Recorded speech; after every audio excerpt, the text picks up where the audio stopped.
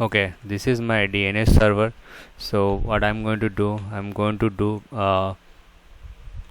these 5 things, these 9 things. So first one is the install DNS package, that install yum install binds star, so that will install the package. Second thing, assign a static IP address. So a DNS server should have a static IP address.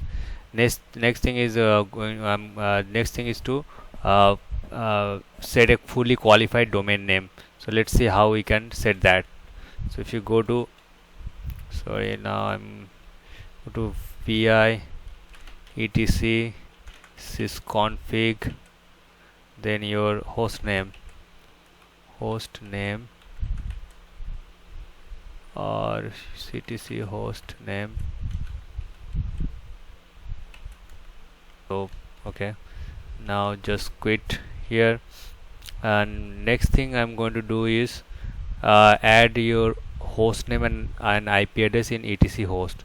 So that is not required for this, because the DNS will resolve that. But if you want to keep put an entry here, you can go ahead and do it. So just we'll cat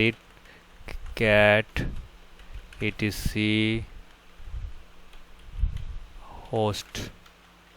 See, I have this entry, the first entry. You can see I have this entry. The IP address of this DNS server is 192.168.129.8, and the host name orarak1 ora.oradb.com. So if you can go and check if config, you'll see the IP address here, Ethernet 4, and the IP address 192.168.129.8, which you have saved it in this result.conf file. Okay, so what is the next thing we have to do? Next thing is to open this etc named.conf file, and we'll configure that. So just go vi etc named.conf file. So in this conf file, what we are going to do, the first line will change. You will have localhost here. Just place your IP address of this DNS server 192.168.129.8, and the second line I've just commented out. That is the rule we need to do. And one more change you have to do, allow query where it was local, so I need to make it any. And if you just scroll down little bit, you will be able to see that it has 2 files, etc named.rfc 1912.zones and etc named.root.key. So we need to modify this file. So in the next step we will do that. So this is the change for this file. So only 3 parameters you need to choose. This the first one, and you need to comment out this, and the second one is this, third one is this, sorry. So I'll just quit from here.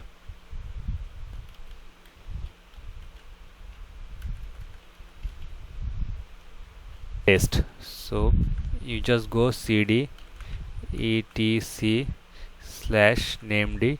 This is the directory. If you click, if you do ls-lrta, okay, you don't see anything. Sorry, this will be var/named, and now if you do ls-lrt, you will see all those files here. Okay, so this is the directory where your files are stored. I created a forward zone file from copying from named.localhost, and created a reverse.zone copied from named.loopback. So let's open this file and see what modification I have done. Here you have to write your fully qualified server name, and here this one also you will have the fully qualified server name with root dot. Then other things will remain same. We don't have to change it.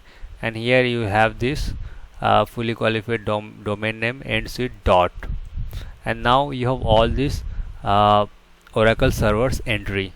you have to place all the Oracle servers entry. So Aura Rack 1 is our first. This is the server where is DNS is running in Aura Rack 1, and this is the IP address for that server. And my OS 7 Rack 1 is the first node of the rack database, so that's the IP address for the rack 1. And this is the second, the private IP for that rack 1 is 169.245.254.5.25. so I have not placed the entry for node 2. I have to do it later. But look at this Aura scan. You have a scan file, Aura scan. You have three IPs, 15 ends with 15, 16 and 17. So this will resolve to 3 IPs. So this is for forward zone, and this one is also done. Okay, so once you add these entries in these two files, and your rack node will connect to this server and get this IP address for the nodes you ping. For example, let's get this one. I will see all the entries. So we have Aura Rack 1, my OS 7 Rack 1, all this server. So if you do ns lookup then .aura fully qualified name.com, so you'll see it will return all the 3 IPs we have set there. So this is pretty simple. Okay, let's go back to the other last thing. Okay, change the group membership, so that I have already done it for the reverse zone and forward zone files. So if you see here, you just to run this change group command and name d is your user, and just give the file here like this. So the group, it will change the group for this one, and you have to do similarly for the reverse zone also, right? I'm not going to do it, I have already done it. So you can see that group is changed here from root to name d. Okay, so I have to do it for both the files, for reverse zone also. Okay, and last thing is you can start service named restart. You can use this command to restart the service. If you have done any changes, you can do this. Now connect to another rack 1 node. This is my rack 1 node. I'm just going to connect here. Oracle. I can switch to root user. Now if you see here, I do not have any entry in this etc host file, host name. So once because it has 3 entries, it will return 3 entries. So let's try another one. So I'll copy this rack 1. So if you do ns lookup this .auradb.com, so we get this